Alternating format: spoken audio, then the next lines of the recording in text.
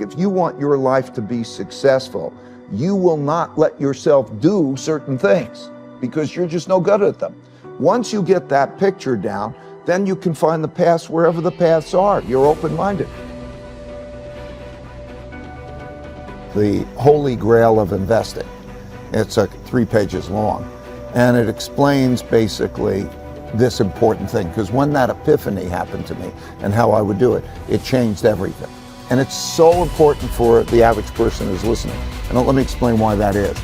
Because the average person who's listening, too many people, think that they can go into this very difficult zero-sum game of betting against the consensus and be right. You know what I mean? In other words, investor says, I'm going to go in the markets, I'm going to make money. Betting against the consensus and be right. Right, because the consensus is built into the price. Okay? That's what's the, so think of it as like going to a horse race, and there's handicaps. Okay? You're not going to pick the best horse, and you're not going to pick the best company. A terrible company can be a better investment than a terrific company. A terrible company can be a better investment, just like the terrible horse can be a better investment, because the odds that are changing, like you go into that becomes the long shot. But because the long shot is going to pay off 25-1, right? If he comes in, you could just as likely bet on the long shot as the leader. And it's going to be equally likely that you're going to make money, right? Otherwise the market would be doing the opposite. Well, the market is like that, right? In other words, if everybody believes that something's going to be terrific, okay, then everybody's betting on it, and its price is high.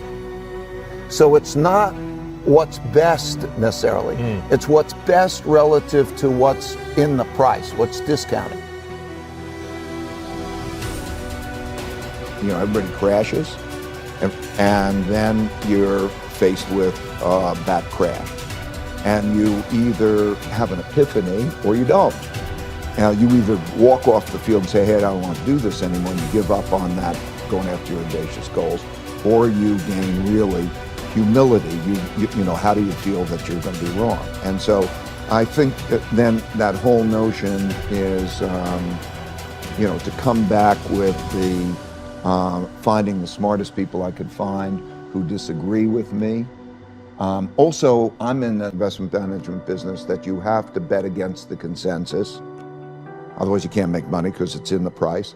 And you have to bet against the consensus and be right. Or as an entrepreneur, I'm an entrepreneur.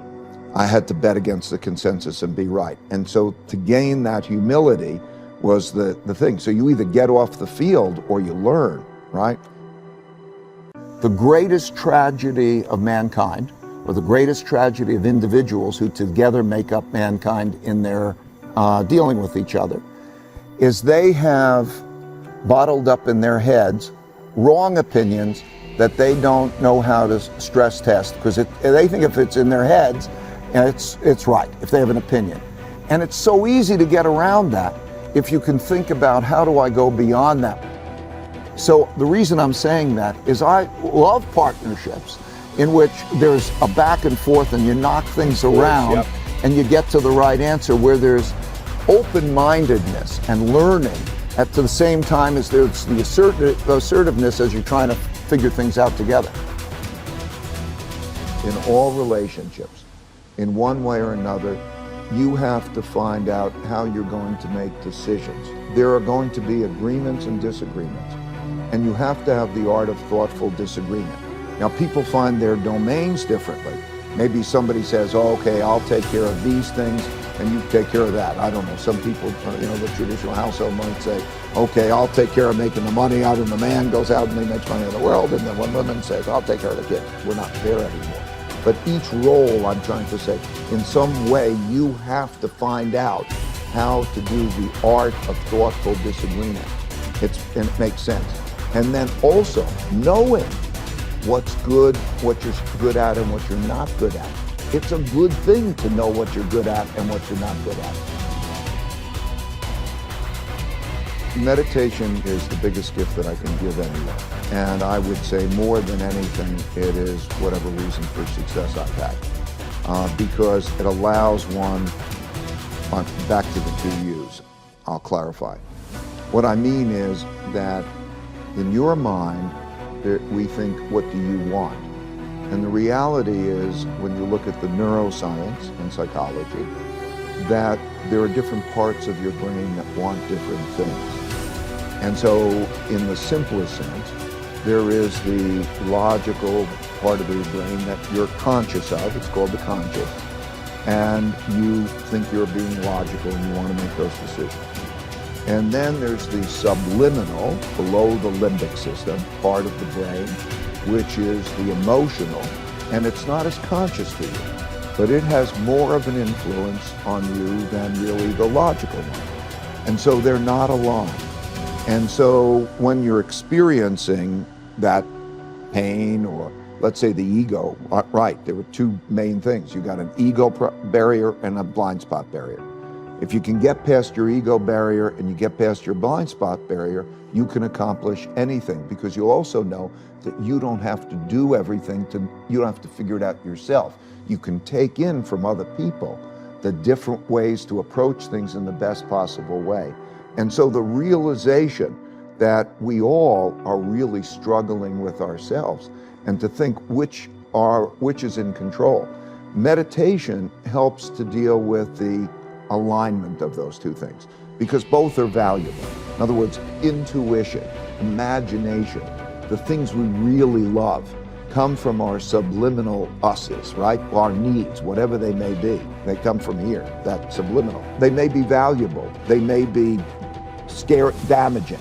You don't know the difference. And so when they come up and you're looking at those with your logical mind and you can align those things, you're probably in good shape.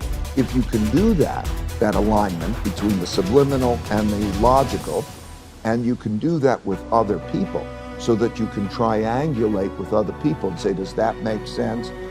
And get alignment. That alignment is the path to the future, because you only have to know what the best things to do are. You don't have to have them all come up from your head. And for God's sakes, don't be overly opinionated, because just because you have that opinion, it doesn't mean it's true. So that's where the two U's and the alignment really is so important. Give me a couple things that I can do to get more out of a minute. First of all, if you do make your passion and your work the same thing, then it's great, right? Because your passion, whatever it might be, you're a painter, you're an entrepreneur, whatever that is, and you find that more enjoyable than going to a ball game, let's say, then that becomes a passionate thing. That's one thing. Second, to know how to work with people who can do things really well to get the most leverage out of people, okay? Third, how do you get yourself really, what are the right work habits? Anyway, there's a whole bunch of those kinds of things where how do I, what you say, how do I get it done without me doing it? Who's the best to do it? How do I get it? All of a sudden you open yourself to all different possibilities of how you can do that, right? No time. Struggle well, or tough love. Okay, I put those words together because that exemplifies the fact that people don't think they go together. And so if you start to realize struggling well is what will get you what you want, okay, rather than avoiding struggle, that's what I'm trying to convey. And so if you realize that, then you will go to the struggle. You won't be averse to the struggle. And you will think, and then under that in the book, I wrote all these different ways of what it means to struggle well, okay? How you have thoughtful disagreement, how you listen to maybe you're not good at that or not, how you learn, how you navigate all the ways through that so that you get stronger. Because if you don't struggle, you won't get stronger, okay? So struggling well, go above it, okay, struggling well, a big element is to go above your struggle, just like you did. You look back and say, okay, am I struggling well, rather than be in it and doing those things. So there are a lot of different ways of how to struggle well. But if you know, okay, that struggling is a good thing. Okay, if you want to be strong, it's a good thing.